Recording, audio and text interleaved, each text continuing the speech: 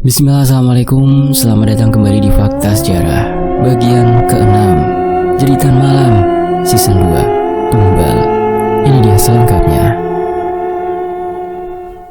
Tatapan mata Mama terlihat menerawang ke arah langit-langit kamar. Sepertinya memang ada sesuatu yang ingin diceritakan oleh Mama, tapi mungkin teramat sulit untuk diucapkannya. "Mah, bapak kamu, Zah. Mama melihat bapak kamu," ucap Mama dengan suaranya yang bergetar. "Ma, sadar Ma, bapak udah meninggal." Kali ini perkataan yang aku ucapkan seperti mengiris kegetiran di hatiku. "Mama melihat bapak kamu meronta-ronta kesakitan, Za. Beberapa anak kecil. Tapi apa, Ma?" Tanyaku dengan rasa terkejut begitu mendengar perkataan Mama. "Itu bukan seperti anak kecil biasa, Za. Entah Mama harus menyebutnya apa. Mereka sangat buruk dan menyeramkan. Mereka mengerubuti bapak kamu dan menyeretnya. Mama bisa merasakan kesakitan yang bapak kamu rasakan, Za." Di antara beban berat yang kini tengah Mama rasakan, Mama melepaskan tangannya dari genggaman tanganku, lalu meletakkan kedua telapak tangannya di wajahnya. Sepertinya apa yang tengah dilakukan oleh Mama saat ini adalah sebuah pengharapannya bahwa yang telah dilihatnya itu adalah sebuah mimpi belaka. "Bapak melambaikan tangannya kepada Mama, Za, seperti meminta pertolongan," ucap Mama, yang berbuah dengan kesimpulanku bahwa inilah yang menjadi penyebab Mama menyeberangi jalan di luar ambang kesadarannya. "Mama benar-benar gak tega, Za, melihat penderitaan bapak kamu. Ya Tuhan, apa yang sebenarnya telah terjadi pada bapak kamu?" ucap Mama dalam isak tangisnya. "Kamu percaya kan dengan apa yang Mama katakan ini, Za?" Seiring dengan perkataannya itu, Mama menggenggam erat tanganku. Tatapan matanya seperti berharap agar aku bisa mempercayai atas apa yang dikatakannya. "Reza percaya, Ma, percaya," jawabku tanpa berani untuk membalas pandangan Mama. "Maafkan Reza, Ma." "Maaf," ucapku lirih, bahkan nyaris tidak terdengar karena tertutup oleh suara isak tangis. Ingin rasanya saat ini aku menceritakan kepada Mama tentang prosesi ritual yang telah aku lakukan. Tapi melihat kondisi Mama yang seperti ini, rasanya aku harus mengurungkan untuk sementara waktu keinginanku itu. "Za, kamu harus sabar." Tanpa aku sadari keberadaan Andira kini sudah berada di dalam kamar. Di antara kedua telapak tangannya yang berada di punggungku, aku bisa merasakan kesedihan Andira dari getaran tangannya. Sepertinya Andira mungkin telah sedari tadi menyaksikan perbincangan antara aku dengan Mama. "Semoga Mama enggak salah dengan pilihan Mama ya, Za," ucap Mama pelan seraya memandang ke arah Andira. Kehadiran Andira rupanya telah membuat Mama mengalihkan topik pembicaraan ini. "Sebaiknya kalian cepat-cepat menikah. Mama sudah gak kuat terlalu lama ditinggal bapak kamu, Za. Mama ingin menyusul bapak kamu saja." "Ma, jangan berkata seperti itu, Ma. Reza belum bisa." Keinginanku untuk mengatakan bahwa aku belum siap untuk mengabulkan permintaan Mama kini seperti tertahan begitu melihat ekspresi wajah Mama yang penuh dengan pengharapan. Dan andai aku boleh berkata jujur, atas alasan utamaku untuk tidak mengabulkan permintaan Mama tersebut adalah aku benar-benar terteror atas penglihatan aku akan keberadaan gambaran menyerupai bayi yang aku lihat di riak air sewaktu aku melakukan ritual gaib. "Kenapa, Za? Teruskan ucapan kamu itu," pinta Mama dengan nada penasaran. Andira yang kini tengah berdiri di sampingku seketika itu juga menundukkan wajahnya. Ada raut kekecewaan yang tergambar di wajah Andira. Mungkin saat ini Andira bisa menebak akan arah dari perkataanku itu. Tapi andai saja Andira mengetahui akan alasan utama penolakanku itu, Andira mungkin tidak akan merasakan kekecewaan seperti saat ini. "Reza, sudah lama. Lupakan perkataan Reza yang tadi." Selepas dari perkataanku itu, aku memutuskan untuk meninggalkan kamar dan juga meninggalkan Mama serta Andira yang masih terdiam dalam kekecewaan. Tanpa terasa, malam kini beranjak semakin larut.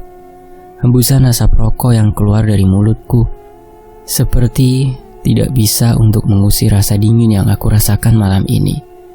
Semua terasa begitu sunyi, sangat sunyi, melebihi kesunyian dari malam-malam sebelumnya.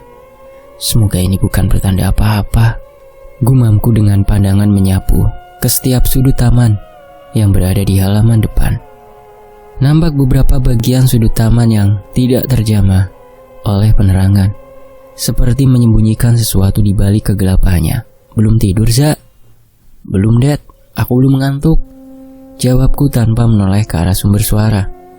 Tapi walaupun begitu, aku bisa memastikan bahwa suara yang terdengar itu adalah suara Dedi. Kamu sendiri kenapa bangun lagi, Dad? Kamu pasti gak bisa tidur juga ya? Ucapku seraya menoleh ke arah samping belakang dan tidak mendapati keberadaan Dedi. Dan kini begitu mendapati kenyataan tersebut, untuk sesaat aku hanya bisa terpaku dalam mengamati keadaan sekitar. Hingga akhirnya, di saat aku telah bisa memastikan bahwa suara yang telah aku dengar tadi adalah bagian dari kejadian aneh yang terjadi di rumah ini, aku memutuskan untuk masuk ke dalam rumah. Tapi kini baru saja aku hendak menutup pintu rumah, aku merasakan adanya hembusan angin dingin yang berasal dari arah taman yang berada di halaman depan. Kenapa ya? Aku jadi semakin sering merasakan hembusan angin dingin ini. Gumamku dengan rasa heran, seraya berusaha untuk menghapuskan pikiran negatif dari pikiranku ini. Tapi kini baru aja aku hendak menutup pintu rumah, sesuatu yang sangat tidak aku harapkan kehadirannya di rumah kini terdengar. Tring, tring, tring. Ini gak mungkin. Gak mungkin.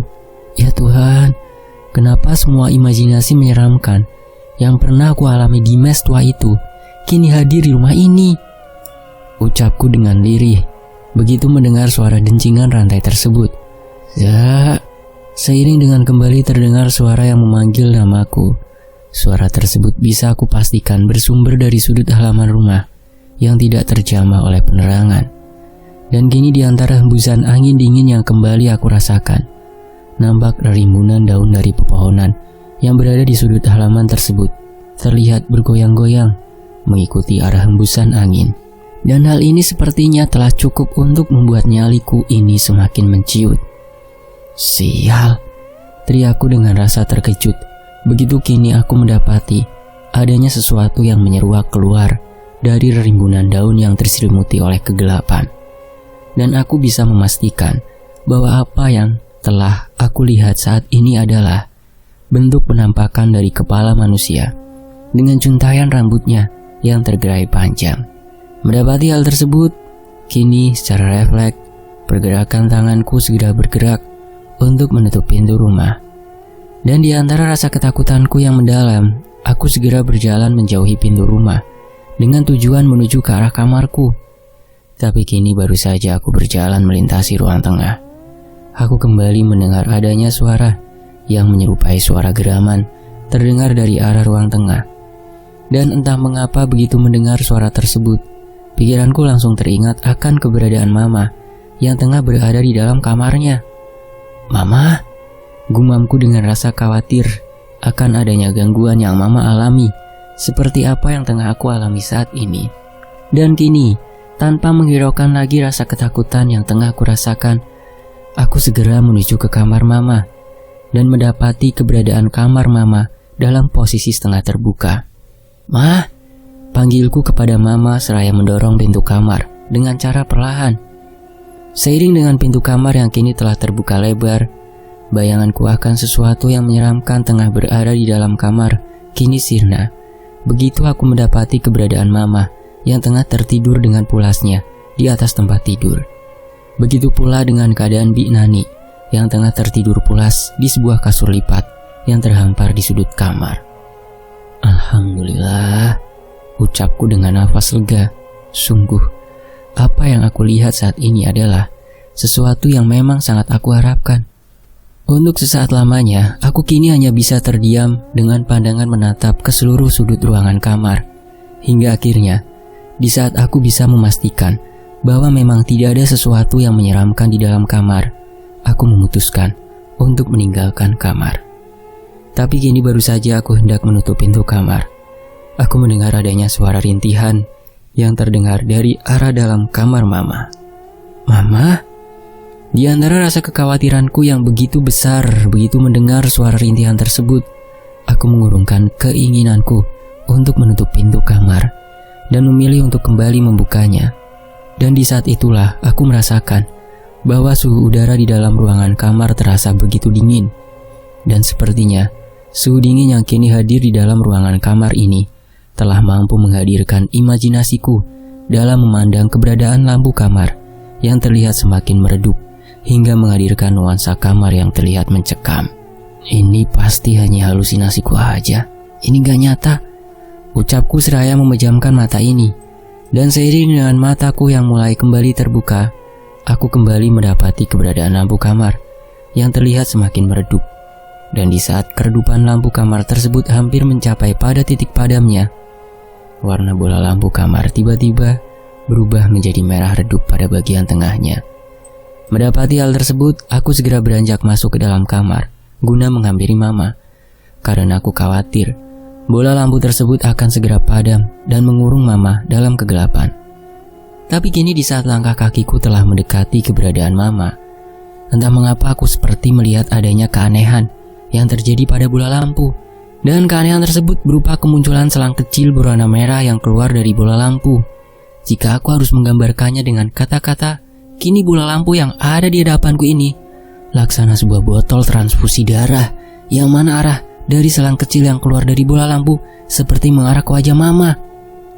Ya Tuhan, gumamku di antara ketidakberdayaanku untuk melanjutkan langkah kaki ini dalam menghampiri Mama.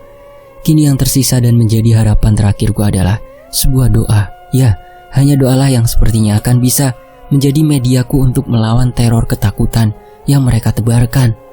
Pertak, seiring dengan suara yang terdengar dari arah bola lampu, nampak bola lampu terlihat padam dan meninggalkan kegelapan pada ruangan kamar. "Ma," panggilku kepada Mama dengan pandangan mencoba untuk menembus kegelapan yang ada di ruangan kamar. Dan saat ini aku hanya berharap akan adanya suara balasan dari Mama ataupun Bik Nani yang sekiranya akan mampu meredakan rasa cemas yang tengah aku rasakan saat ini. "Za," suara panggilan yang memanggil namaku kini terdengar membelah kegelapan ruangan kamar. Dan bagiku, walaupun kegelapan ini membatasi jarak pandanganku di dalam kamar, tapi hal tersebut tidaklah menulikan pendengaranku atas sosok siapa yang telah memanggil namaku saat ini. Ya, sosok tersebut adalah Mama. "Ma," ucapku seraya mengambil korek api yang tersimpan di saku celana. Dan kini di antara cahaya dari batangan korek api yang telah aku nyalakan, terlihat keberadaan Mama yang tengah terbaring di tempat tidur, serta keberadaan Bik Nani yang tengah terduduk di sudut kamar dengan ekspresi wajah yang bingung. "Kok lampunya dimatikan, Kang?" tanya Bik Nani masih dengan rasa bingungnya. Mendapati pertanyaan Bik Nani tersebut, aku segera menyerahkan kotak korek api kepada Bik Nani. "Tolong Bik Nani nyalakan kembali batangan korek api ini, jangan sampai padam," pintaku kepada Bik Nani di antara batangan korek api yang masih menyala di tanganku. "Kamu mau kemana, Za?" tanya Mama begitu melihat aku hendak berjalan keluar dari dalam kamar. "Sebentar, Mah, Reza ambil lampu pengganti dulu," jawabku seraya mengembangkan senyum ke arah Mama, dengan harapan semoga senyumanku ini dapat menghapus kecurigaan Mama atas apa yang sebenarnya telah terjadi. Dan kini setelah aku dapat memastikan tidak terlihatnya lagi ekspresi kecurigaan di wajah Mama, aku segera berjalan meninggalkan kamar guna mengambil lampu pengganti di gudang belakang. Sial, sebaiknya aku bangunkan Dedi dulu. Gumamku begitu merasakan bahwa ada sesuatu yang terasa selalu mengikuti serta mengawasi pergerakanku ini. Sejujurnya saat ini aku mengakui bahwa aku tidak akan sanggup untuk melalui malam ini seorang diri. "Aduh Za, kamu kemana aja sih?" tanya Dedi menyambut kehadiranku di dalam kamar. Hembusan asap rokok yang keluar dari mulutnya sepertinya tidak sanggup untuk menutupi ekspresi ketegangan di wajah Dedi. "Loh Dad, aku pikir kamu udah tidur," ucapku sambil memperhatikan keberadaan asbak yang dipenuhi oleh abu dan puntung rokok. "Dan kamu Za, bagaimana aku bisa tidur? Sedari tadi aku mendengar suara rintihan wanita. Suara itu benar-benar membuat nyaliku ciut Za," ujar Dedi menceritakan atas apa yang telah didengarnya. "Kamu dengar suara itu di mana, Dad?" Susah untuk aku menerangkannya, Za.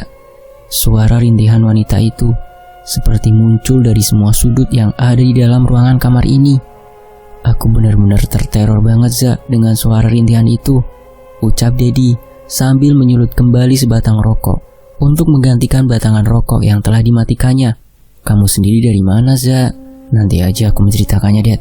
Sebaiknya sekarang kamu ikut aku," ajakku kepada Dedi seraya memberikan isyarat kepada Dedi untuk mengikuti langkahku keluar dari dalam kamar. "Za," wajah Dedi nampak menegang begitu keberadaan kami ini kini melewati ruang makan, sebuah ruangan yang harus aku lalui jika harus menuju ke halaman belakang. Dedi mencoba membuang jauh pandangannya dari kursi dan meja makan yang terselimuti oleh kegelapan. "Za," kembali Dedi mencoba untuk memberikan aku isyarat. Di antara suara tegurannya itu, keberadaan dari jari tangannya yang mencengkram erat pergelangan tanganku seperti mengisyaratkan bahwa Dedi telah melihat atau mengalami sesuatu di ruang makan ini. "Shh, diam Dad," tegurku kepada Dedi agar Dedi tidak mengulangi untuk berkata-kata. Karena andai saja saat ini Dedi tahu, aku pun sebenarnya telah melihat penampakan yang sama seperti apa yang telah Dedi lihat saat ini. "Za, diam Dad, jangan terus," tegurku kembali seraya menghentak pergelangan tanganku yang tengah digenggam oleh Dedi. Saat ini aku bisa merasakan telapak tangan Dedi begitu dingin menyentuh kulit pergelangan tanganku. Dan kini di antara sisa-sisa keberanian yang semakin terkikis berkurang, aku dan Dedi akhirnya tiba di gudang belakang. Dan di saat itulah sepertinya Dedi sudah tidak sanggup lagi untuk menahan atas apa yang akan diceritakannya. "Edan, ini Edan, Za," dengan suaranya yang tergagap.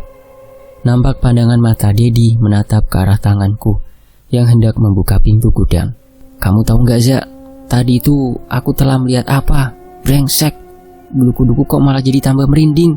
Selepas dari perkataannya tersebut, Dedi terlihat mengusap-usap bagian tengkuk lehernya. Dan di saat itulah, tanpa adanya sebuah kesengajaan, pandanganku yang tengah menatap ke arah Dedi kini melihat keberadaan seorang wanita yang tengah berdiri memperhatikan kami dari arah belakang. Dan jika aku harus menggambarkannya dengan kata-kata akan sosok wanita itu berwajah putih pucat dengan mengenakan pakaian putih panjang yang menutupi bagian kakinya.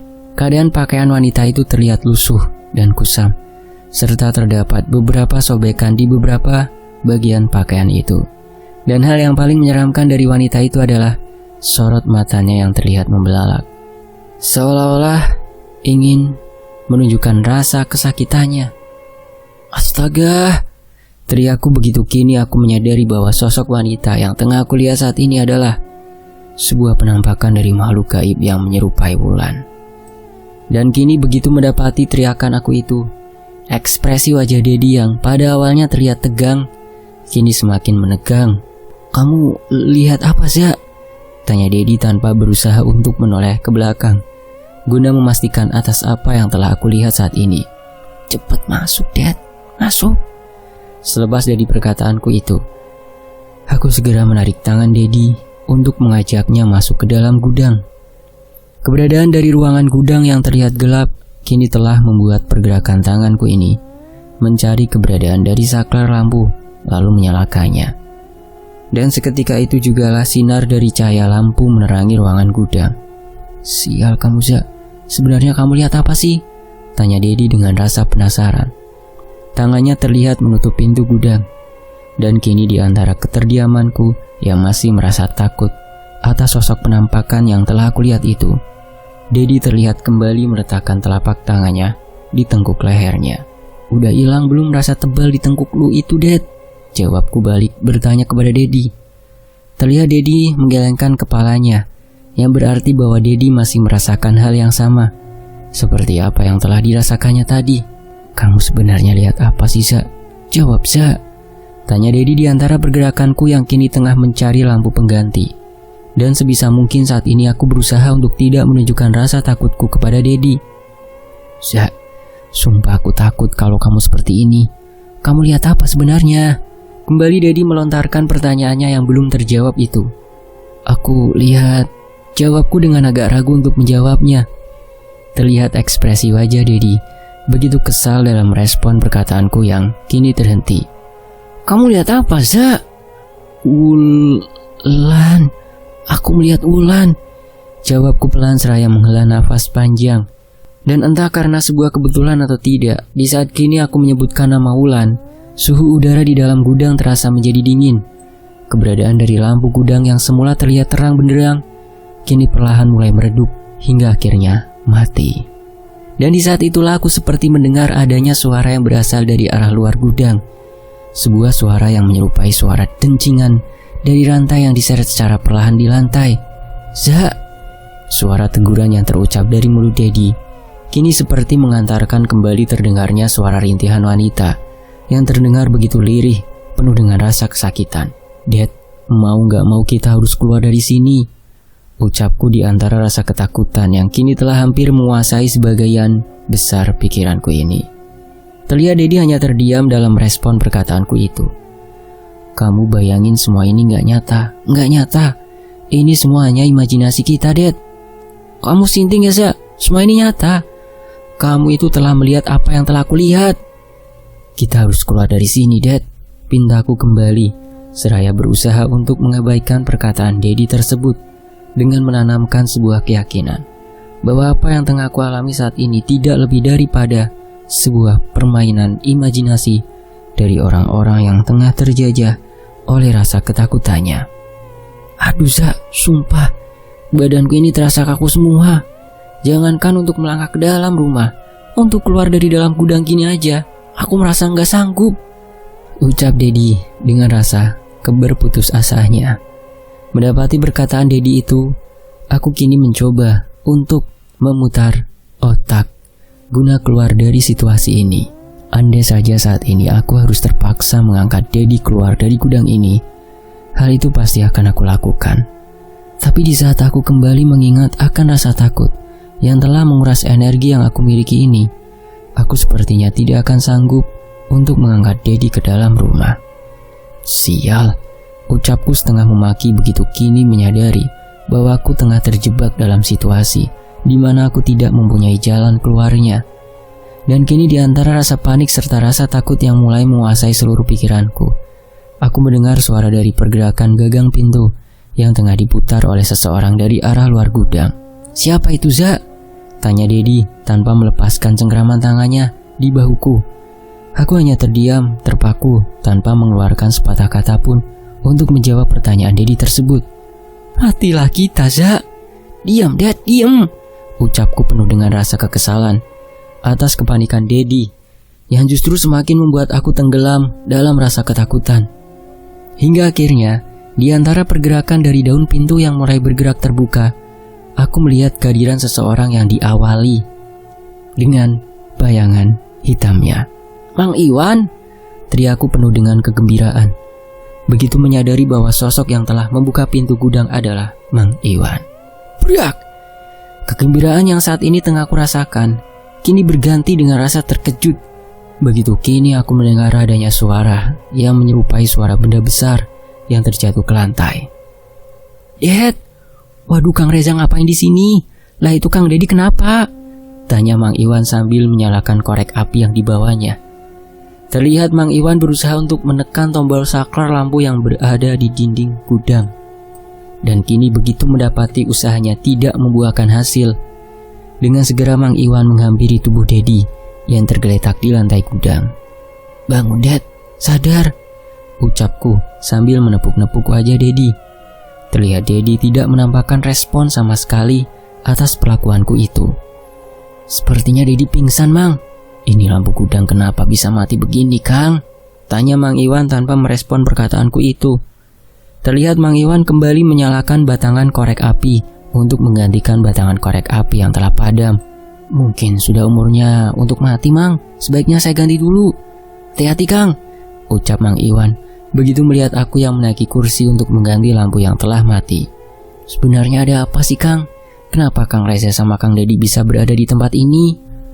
Wah, nggak ada apa-apa, Mang, nggak apa-apa. Hanya nyari lampu pengganti untuk mengganti lampu kamar Mama yang mati, jawabku dengan tenang.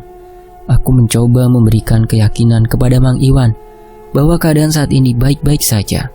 Lampu di kamar ibu mati, Kang? Iya, kok Mang Iwan terlihat heran gitu? Tanyaku dengan penuh tanda tanya, begitu melihat wajah Mang Iwan yang terlihat gelisah. Kok semuanya seperti berbarengan ya, Kang? Lampu di kamar saya juga mati. Makanya saya menuju ke gudang ini mencari lampu pengganti juga. Mendengar keterangan yang Mang Iwan berikan, muncul sebuah pertanyaan di hati atas kejadian matinya beberapa lampu di beberapa ruangan yang ada di rumah ini. Dan andai aku harus menjawab pertanyaanku itu dengan sebuah jawaban yang masuk akal, mungkin aku akan menjawab bahwa matinya lampu-lampu tersebut terjadi karena kondisi lampu yang sudah terlalu lama dipakai dan mati akibat dari gangguan listrik yang ada di bola lampu. Tapi jika aku harus menjawab pertanyaanku itu dengan menghubung-hubungkannya dengan peristiwa aneh yang aku alami malam ini, sepertinya jawabanku itu akan menjadi awal bagiku untuk mengakui adanya keberadaan gaib yang telah mengikutiku dari mes, dan hal tersebut akan terhubung juga dengan ritual yang telah kulakukan. Sebaiknya kita bawa Dedi keluar dulu, Mang. Kasihan kalau terlalu lama berada di sini. Betul, Kang. Biar Kang Dedi dapat hawa seger. Dengan segera Mang Iwan membantuku untuk membawa tubuh Dedi keluar dari dalam gudang. Dan setibanya kami di luar gudang, aku dan Mang Iwan segera meletakkan tubuh Dedi di atas rerumputan dari taman kecil yang berada di halaman belakang. Sepertinya malam ini Neng Andira beserta keluarganya dapat tidur nyenyak ya, Kang, ucap Mang Iwan di antara irama nafasnya yang memburu. Iya, Mang, semoga mereka tidak mengalami hal-hal aneh malam ini. Selepas dari perkataanku itu, kini muncul pertanyaan di hatiku. Begitu kini ku menyadari bahwa malam ini memang tidak terjadi sesuatu yang aneh di lantai atas, dan bagiku hal tersebut merupakan hal yang janggal. Sebaiknya saya mengganti lampu kamar Mama dulu, Mang. Kasihan mereka sudah terlalu lama menunggu, ucapku dengan sedikit nada cemas. Kang Reza di sini aja, biar saya menggantinya. Gak usah, Mang, biar saya aja. Mang Iwan sebaiknya menjaga Dedi dulu. Usahakan kasih minyak wangi agar dia cepat siuman. Dengan bergegas aku segera menuju ke kamar Mama, tanpa sedikit pun menoleh ke sudut-sudut ruangan yang terselimuti oleh kegelapan. Kamu kemana aja, Za? Tanya Mama begitu melihat kehadiranku. Maaf, Ma, tadi agak sulit mencari kunci gudang, jawabku beralasan. Terlihat Mama kini memperhatikan aku yang tengah berusaha untuk mengganti lampu kamar. Wajah kamu terlihat agak pucat, Za. Kamu kenapa, Za? Tanya Mama, kembali di antara cahaya lampu yang mulai menerangi ruangan kamar. Seperti cahaya lampu tersebut kini telah memperjelas ekspresi ketakutan yang ada di wajahku ini. Reza gak kenapa-napa, Ma. Sebaiknya Mama beristirahat lagi. Jangan berpikir yang bukan-bukan, jawabku tanpa sedikit pun berpikir untuk menjawab pertanyaan Mama secara jujur. Za, nampak ekspresi ketidakpuasan di wajah Mama begitu mendapati jawabanku yang terkesan tengah menutupi sesuatu. Reza tidur dulu, Mah. Binani, tolong jaga Mama ya. Selepas dari perkataanku itu, aku segera meninggalkan kamar untuk kembali menuju ke halaman belakang. Sejujurnya saat ini ada rasa penyesalan di hatiku ini, karena berulang kali aku terpaksa mengulangi kebohongan demi kebohongan kepada Mama, dikarenakan aku tidak ingin pikiran Mama akan terganggu oleh kejadian-kejadian aneh itu. Ditambah lagi Mama baru saja mengalami sebuah peristiwa yang menurutku adalah sebuah peristiwa yang juga masuk dalam kategori aneh. Bersambung, nantikan kelanjutannya ya di Fakta Sejarah. Wassalamualaikum, sampai jumpa.